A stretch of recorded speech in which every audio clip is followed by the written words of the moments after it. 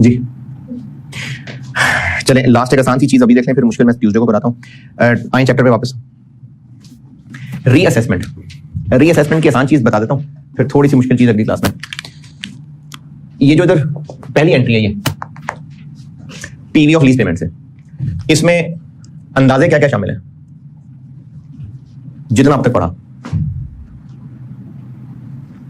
अच्छा चलें, lease term में कोई अंदाजा शामिल है? लीज टर्म में है? इस सवाल में नहीं, वैसे जो आज तक सीखा, या सब बिल्कुल पक्का पक्का? कोई अंदाजे, कोई एस्टिमेशंस? क्या यूजफुल लाइफ के बेस पर? डेप्रिसिएशन नहीं कह रहा, लीज टर्म। अच्छा, लीज टर्म में सब पक्का पक्का है या उसमें कुछ एस्टिमेट नहीं है? हाँ जी, दो एस्टिमेट्स हैं। एक्सटेंशन की ऑप्शन है तो फिर हमने उसको काउंट करना होता है अगर रीजनेबली सर्टेन है। टर्मिनेशन की ऑप्शन है, ये दो अंदाजे शामिल होते हैं। लीज पेमेंट्स में कोई अंदाजा? Lease payments, fixed lease payments, variable lease payments, purchase option, termination penalty, GRV, इसमें क्या अंदाजा है? एक तो परचेज ऑप्शन अंदाजा है कि एक्सरसाइज करेगा, वो करेगा तो शामिल करेंगे, नहीं करेगा तो नहीं करेंगे। टर्मिनेशन पेनल्टी अंदाजा है। जीआरवी, लेसी, लेसी, ये 5,000 अंदाजा है। ये 5,000 क्या था? लेसी को उम्मीद थी कि उसको 5 पे करने पड़ जाएंगे, अंदाजा है। और लेसी के सवाल में लीज पेमेंट्स में क्या अंदाजा है? अगर वेरिएबल लीज पेमेंट्स हैं तो काइबोर भी एक अंदाजा है जो अपडेट हो जाएगा। तो लीज टर्म में अंदाजे शामिल हैं। कौन से अंदाजे? अगर एक्सटेंशन और टर्मिनेशन ऑप्शन है तो लीज पेमेंट्स में अंदाजे शामिल है, टर्मिनेशन वाली पेमेंट का अंदाजा शामिल है, परचेज ऑप्शन का अंदाजा शामिल है, और ये काइबोर शाइबोर का अंदाजा शामिल है। ये चूंकि अंदाजे हैं तो इन अंदाजों में चेंज भी हो सकती है। अगर चेंज हो गई तो जो पहले कैलकुलेशन की थी वो बदल जाएगी ना। फिर तो जो पहले इस एंट्री से अकाउंटिंग चल गई सो चल गई। जब अंदाजे चेंज हो रहे हैं वहां से ऑनवर्ड लायबिलिटी भी बदल लेंगे, राइट ऑफ यूज भी बदल लेंगे। दोबारा, इसमें अंदाजे क्या क्या लगे हैं? लीज टर्म में अंदाजा लगा है, इस सवाल में ना सही बेशक, लेकिन लेसी के सवाल में अंदाजे क्या क्या शामिल हैं? लीज टर्म की कैलकुलेशन एक अंदाजा है, एक्सटेंशन ऑप्शन पता नहीं एक्सरसाइज होगी कि नहीं होगी, टर्मिनेशन ऑप्शन पता नहीं एक्सरसाइज होगी कि नहीं होगी, ये लीज टर्म का अंदाजा है। और लीज पेमेंट्स में क्या अंदाजे हैं? Amount to be payable by lessee, purchase option payable by lessee, ये अंदाजे हैं। अगर कुछ अरसे गुजरने के बाद इन अंदाजों में चेंज आ जाए तो इसको कहते हैं रीअसेसमेंट, और उसकी अकाउंटिंग जो पहले हो गया सो हो गया। अगर अंदाजे बदलने से लीज लायबिलिटी और बढ़ानी पड़ रही है, 50,000 से और बढ़ानी पड़ रही है, तो 50,000 से ये एंट्री कर लें, right of use debit, lease liability credit. और अगर 50,000 से कम करनी पड़ रही है तो ये इसी पेज 9 पे या 8 पे पता नहीं, पेज 12 पे रीअसेसमेंट की हेडिंग है। पॉइंट 1 पढ़ लें। पॉइंट 1, पॉइंट 1,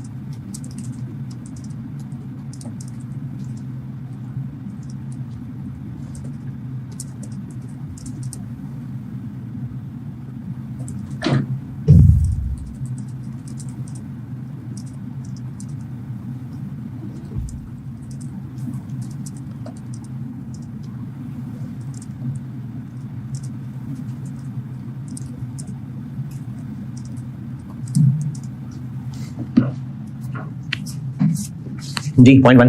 अच्छा, ये जो पॉइंट 2 लिखा हुआ है ना, इस पॉइंट 2 का मतलब है कि अब हमने जब नई लायबिलिटी की अमाउंट निकालनी है तो उसके लिए डिस्काउंट रेट कौन सा यूज करना है। ये आपने सिर्फ पेज 12 पढ़ना है, जो पेज 13 पे जा रहा है वो अभी नहीं पढ़ना।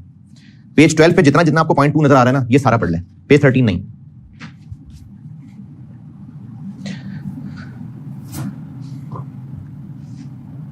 यानी अगर टर्मिनेशन या एक्सटेंशन ऑप्शन में चेंज है या परचेज ऑप्शन में चेंज है, उसके लिए डिस्काउंट रेट नया वाला यूज करना है, और अगर ये 5000 में चेंज है तो उसके लिए डिस्काउंट रेट पुराना वाला यूज करना है।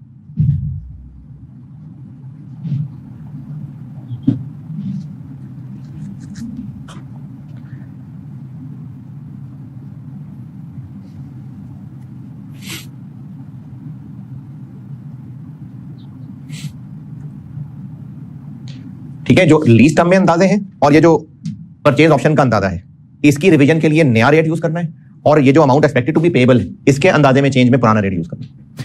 आसान सा सवाल है, ज़बानी देख लें, प्रैक्टिस क्वेश्चन 4, बस ज़बानी देख लें और क्लास खत्म। प्रैक्टिस क्वेश्चन 4 ज़बानी देख लें, सवाल पढ़ के उसका सोल्यूशन देख लें।